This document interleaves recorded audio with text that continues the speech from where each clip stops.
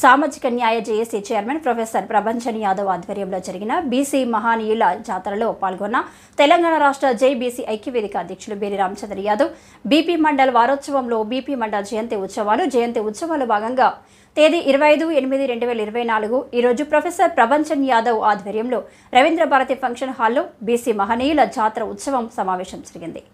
ఈ సమావేశంలో తెలంగాణ రాష్ట్ర జైబీసీ అధ్యక్షులు బేరి రామచంద్ర యాదవ్, జాజల శ్రీనివాస్ గౌడ్, బీసీ అధ్యక్షులు సూర్యప్రకాష్, రత్నమాల, బహుజన సిద్ధాంతకర్త, ప్రస్తుత పాటల వీరుడు రమేష్ అద్భుతంగా పాటలు పాడే మహబూబ్ నగర్ ప్రసాద్, పెద్దలు ఎందరూ పాల్గొని బహుజన జాతరను మరియు సమావేశాన్ని ఆటపాటలతో మాటల ద్వారా ధూమ్ధామ్గా సాగించారు. స్వాగత ఉపన్యాసంలో ప్రొఫెసర్ ప్రభంజన్ యాదవ్ మాట్లాడుతూ ప్రస్తుత పరిస్థితుల్లో బీసీలకు రాజ్యాధికారం అత్యవసరం, ముఖ్యంగా ఎస్సీ, ఎస్టీ, బీసీ, మైనార్టీ అందరినీ కలుపుకొని మన ఓటు మనకే అనే నినాదంతో అగ్రవర్ణాల మెడలు వంచి అధికారం సాధించాలని పిలుపునిచ్చారు. గ్రామంలో బీసీ ధూమ్ధామ్ కార్యక్రమాలు చేపట్టి బీసీలందరినీ ఏకం చేయడమే కాకుండా ఎస్సీ, ఎస్టీ, బీసీ, మైనార్టీస్ వాళ్ళందరినీ ఐకమత్యంతో ఏకం చేసి రాజ్యాధికారమే లక్ష్యంగా అధికారం సాధించాలి. తెలంగాణ రాష్ట్ర బీసీ ఐక్యవేదిక అధ్యక్షులు బేరి రామచంద్ర యాదవ్ మాట్లాడుతూ అడుక్కుంటే అధికారం రాదు, బీసీలందరూ బహుజనులందరినీ కలుపుకొని అధికారం సాధించాలి, మన ఓట్లు మనమే వేసుకోవాలి, అగ్రవర్ణాలు మనకు రాజ్యాధికారం ఏనాటికి ఇవ్వరు, హై టెక్నికల్ పొజిషన్లో మనల్ని విడదీసి వాళ్ళ అధికారం నిలబెట్టుకుంటూ వాళ్ళే పరిపాలన చేస్తున్నారు, రాజ్యాధికారమే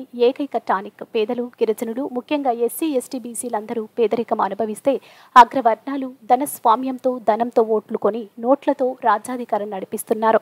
ఈ విషయంలో బీసీలందరూ జాగ్రత్తగా ముందుకు వచ్చి ఉద్యమం, పోరాటం చేసి ఉధృతంగా విప్లవం సృష్టిస్తే తప్ప మనకు రాజ్యాధికారం రాదు. గ్రామం నుండి తెలంగాణ రాష్ట్రంలో హైదరాబాద్ పట్టణం వరకు మనం విస్తరించి ఉద్యమం చేస్తే తప్పకుండా రాజ్యాధికారం మనం సాధించగలుగుతాం.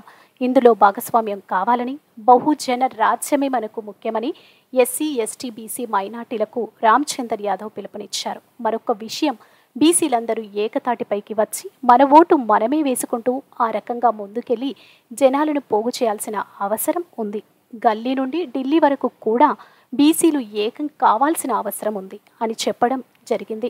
అగ్రవర్ణాలు సామాజిక న్యాయం మనకు ఎట్టి పరిస్థితుల్లో చేయరు. పేదరికంలో మగ్గుతున్న మనల్ని ధనస్వామ్యం వాళ్ళు ఓటుతో మనం వారిని ఓడించాలి. రాజ్యాధికారమే లక్ష్యంగా బీసీ, ఎస్సీ, ఎస్టీ, మైనార్టీస్ అందరూ పనిచేయాలని, రాజ్యాధికార సాధన ఏకైక మార్గమని, ఉద్యమమే ఊపిరి అని తెలంగాణ రాష్ట్ర బీసీ, ఎస్సీ, ఎస్టీ, మైనార్టీస్ అందరికీ రామచంద్ర యాదవ్ పిలుపునిచ్చారు. ఇందులో ఈ సమావేశంలో గొర్ల మేకల కాపలాదారుల అధ్యక్షులు మధు యాదవ్, బీసీ ఫెడరేషన్ అధ్యక్షులు ఆర్కే సాయన్న ముదిరాజ్, సిరి లింగంపల్లి యాదవ సంఘం ప్రధాన కార్యదర్శి సత్యనారాయణ యాదవ్, స్టూడెంట్స్ రింగ్ నుండి దీక్షిత్ ఏపీ రామయ్య యాదవ్, ఎర్రసత్యం తెలంగాణ రాష్ట్ర అధ్యక్షుడు జాతీయ సంక్షేమ సంఘం పాల్గొని విజయవంతం చేశారు. మనం అధికారంలోకి వచ్చేటువంటి అవకాశం ఉండింది. ఇప్పుడు కూడా అనేక మంది, చాలా మంది ఉన్నారు వివిధ రాజకీయ పార్టీలలో, ఆధిపత్య కులాల నాయకత్వం ఉన్న రాజకీయ పార్టీలో ఉన్నారు మన బిడ్డలే. కానీ కాంశీరాం భాషలు చెప్పాలంటే వాళ్ళు చెంచాలు. ఎవరు వాళ్ళు? చెంచాలు. నా భాషలో చెప్పాలంటే వాళ్ళు షికారు పెట్టరు. వాళ్ళు నూకలు తల్లి వల వేస్తే వేటగాడు, ఆ వేటగానికి మన పక్షి జాతిని పట్టించేటువంటి షికారు పిట్టలు. వాళ్ళందరూ కూడా మనం విజ్ఞప్తి చేస్తున్నాం, మీరు ఆ రాజకీయ బానిసత్వం నుంచి బయటపడి బయటకు వచ్చి స్వతంత్రంగా రాజకీయ పార్టీ నిర్మాణం చేస్తారా? చేయండి.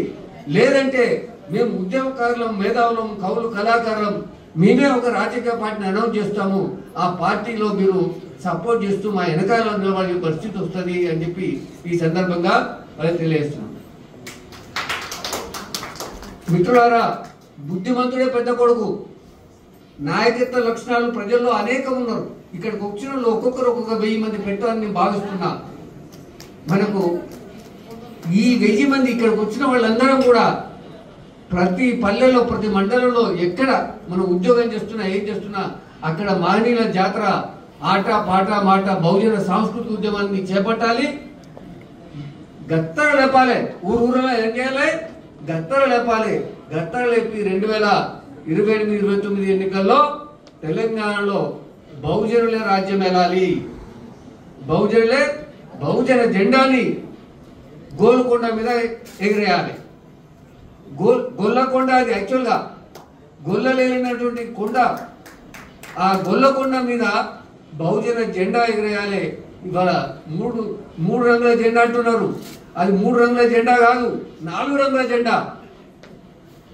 పింగిల్ వెంకయ్య అని ఒక విజయవాడకు చెందిన బాపనైనా 3 రంగులతో జెండా తయారు చేస్తే బాబాసాహెబ్ అంబేద్కర్ ఇది సరికాదు 3 రంగులతోటి దీంట్లో అశోక ధర్మచక్రం ఉండాలని అశోక ధర్మచక్రం నీలి రంగులో ఉంటుంది.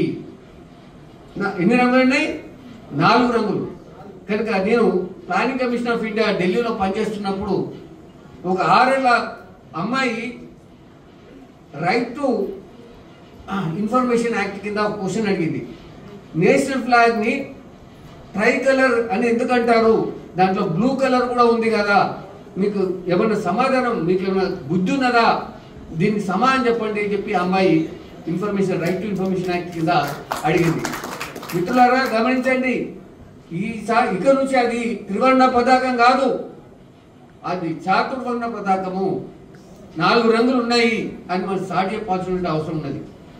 మిత్రులారా ఇవాళ మనం ఇక్కడ హైదరాబాద్లో స్టార్ట్ చేసినాము. ఈ ఉద్యమం 2028-29లో బహుజనులకు, బీసీలకి, ఎస్సీ ఎస్టీ మైనారిటీలకి నాయకత్వంతో బహుజన రాజ్యాధికారం వచ్చేంత వరకు నిర్విరామంగా కృషి చేద్దాం. మనం తెలంగాణ ఉద్యమంలో ధూమ్ధాం ఎట్లా చేసినామో దీన్ని కూడా నిర్వహించుకొని మన జాతి అంతా కూడా నిరక్షరాస్యత, ఎక్కువ మంది చదువుకోలేదు కనుక ఆట పాట మాటకే వాళ్ళు ప్రిఫర్ చేస్తారు కనుక మనం అందరం అది చేద్దాము. ఇక్కడ చాలా మంది ఉద్యమకారులు నాయకులు వచ్చారు. పోకల కిరణ్ మాదిగా తమ్ముడు వచ్చాడు. ఇక్కడ డాష్ ఖాళీ కాగానే ఒక్కొక్కరు వేదిక మీద రావాల్సిందిగా కోరుతున్నా. అలాగే కాజీపేట వరంగల్ నుంచి మన వీరస్వామి యాదవ్ అన్న సీనియర్ నాయకుడు ఆయన వచ్చారు. నాకు కొంచెం చూపు ఈ లైట్ లో కనబడతలేదు. ఇంకా చాలా మంది ఇక్కడ కూర్చున్నారు. రోజా నేతన చెల్లె రోజా నేత వచ్చింది. ఇంకా చాలా మంది వచ్చారు. దయచేసి నాకు అంటే సరిగా చూపు కనబడతలేదు లైట్లకి ఎలుక్కి. ఆ తర్వాత వరంగల్ కళాకారుడు వచ్చి కులాల గురించి పాట పాడతా అని చెప్పేసి అన్నాడు. ఆ సోదరుడు కూడా పాడతాడు. ఇప్పుడు పాడే ముందు మన అన్న కర్నూలు నుంచి